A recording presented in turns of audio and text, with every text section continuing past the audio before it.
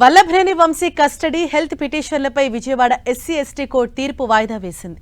ఈ రెండు పిటిషన్లపై తీర్పును సోమవారానికి వాయిదా వేస్తూ కోర్టు నిర్ణయం తీసుకుంది. మరోవైపు వంశీ బెయిల్ పిటిషన్పై విచారణను మంగళవారానికి వాయిదా వేసింది. కౌంటర్ దాఖలుకు పోలీసులు సమయం కోరటంతో కోర్టు అందుకు అంగీకరించింది.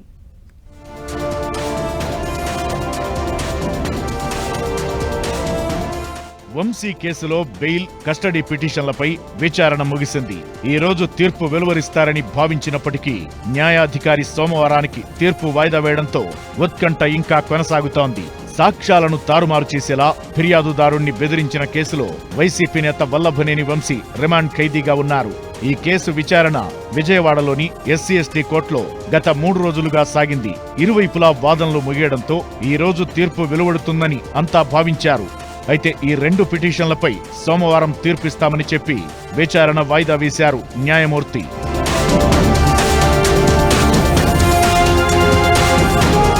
గన్నవరంలో టీడీపీ ఆఫీస్పై దాడి కేసులో ఫిర్యాదుదారుడిగా ఉన్న సత్యవర్ధన్ను కిడ్నాప్ చేసి బెదిరించి భయపెట్టి సాక్ష్యాలను తారుమారు చేశారని వల్లభనేని వంశీపై అభియోగాలున్నాయి. ఈ కేసులో ఆయన రిమాండ్ ఖైదీగా విజయవాడ జిల్లా జైల్లో ఉన్నారు. ఈ కేసులో వంశీ నుంచి మరింత సమాచారం రాబట్టేందుకు పోలీసులు ఆయన్ను 10 రోజుల పాటు కస్టడీ ఇవ్వాలని పిటిషన్ వేశారు. మరోవైపు వంశీ ఆరోగ్య కారణాలను పరిగణలోకి తీసుకుని జైల్లో మంచం, ఇంటి నుంచి ఆహారం అందించేలా అనుమతివ్వాలని వంశీ తరపున న్యాయవాదులు పిటిషన్లు వేశారు. వీటిపై విజయవాడలోని ఎస్సీ ఎస్టీ కోర్టులో 4 రోజుల పాటు విచారణ జరిగింది. ఈ కేసుతో తనకు ఎటువంటి సంబంధం లేదని ఎస్సీ ఎస్టీ కోర్టులో వల్లభనేని వంశీ సెల్ఫ్ అఫిడవిట్ దాఖలు చేశారు.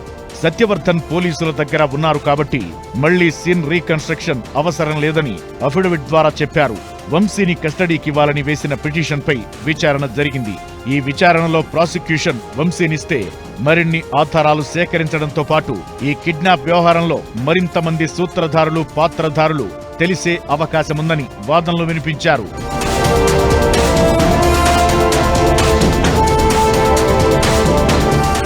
అయితే ఈ కేసులో వంశీని అన్యాయంగా ఇరికించారని, ఎటువంటి తప్పు చేయలేదంటూ వంశీ తరపున న్యాయవాదులు తమ వాదనలు వినిపించారు. దీంతో ఇరువైపులా న్యాయవాదుల వాదనలు పూర్తి కావడంతో న్యాయాధికారి తీర్పు ఫిబ్రవరి 21న వాయిదా వేశారు.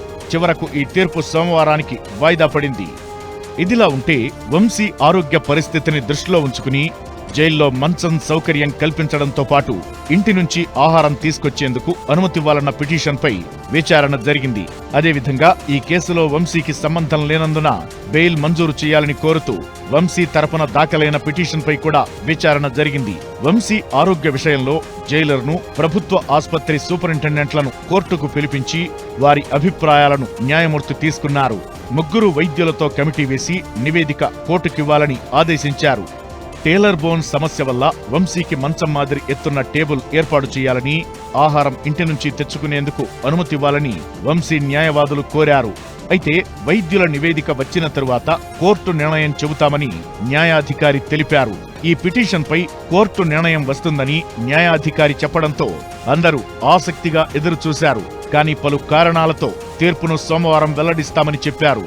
మరోవైపు వంశీ బెయిల్ పిటిషన్పై కౌంటర్ దాఖలు చేయాలని పోలీసులను కోర్టు ఆదేశించింది. ఇప్పటికే 2 సార్లు సమయం కోరిన పోలీసులు 3వసారి కూడా సమయం ఇవ్వాలని కోరడంతో వంశీ తరపు న్యాయవాదులు అభ్యంతరం తెలిపారు. సోమవారం కౌంటర్ దాఖలు చేయాలని కోర్టు పోలీసులకు స్పష్టంగా చెప్పింది. వంశీ బెయిల్ అంశంపై మంగళవారం తీర్పు వెలువరిస్తామని చెప్పి ఎస్సీ ఎస్టీ కోర్టు న్యాయాధికారి విచారణ వాయిదా వేశారు.